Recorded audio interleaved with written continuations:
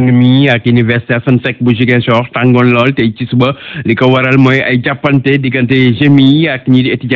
étudiants yi nag doon ñaxtu ngir sàkku ci kilifa yi ñu daal di sàmmonteeg li ñu digge woon maanaam defal leen béréb yu ñuy jànge ak yi ñuy dëkk am na sax ay oto yu administration ba rectorat ba daal nañ koy taal naka noonu tam étudiants yi ci amee gaañu yu métti dañuy dem foofule ci Ziguinchor fekk fa ndaw la fa togal RFM Lamine Lamine lay ñu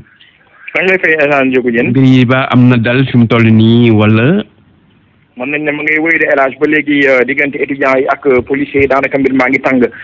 suba ba léegi ndax étudiants yi jotoon nañ jël kaddu dànkaafu ki nga xam nag moo di ministre de l'enseignement supérieur newoon nañ ko nag li ñu bëggoon mooy fexe li nga xam ne nag moo di ubbite ALES universitaire bi fexe li nga xam ne moo di chantier yi mooy chantier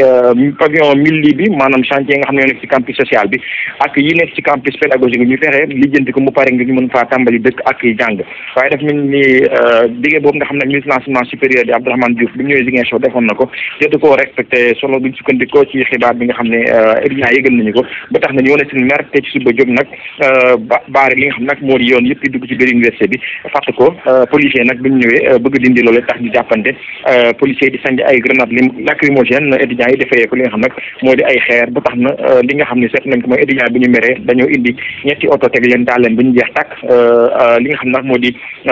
donc am na yeneen jafe-jafe yi nga xam ne nag ñoo ngi ko fay nemmeeku suba ba léegi étudiants yi nag nee nañu nii lañ koy jàppee nag fi lekk kilifa yi fexoñ ba chantier yooyu jeex li nga xam ne moo di njàng du amee ci université bi ndax nee na yàgg nañu wax kilifa yi dañuy fexe lijjanti seen chantier yooyu mu jeex waaye ba léegi mënul jeex étudiants yi nag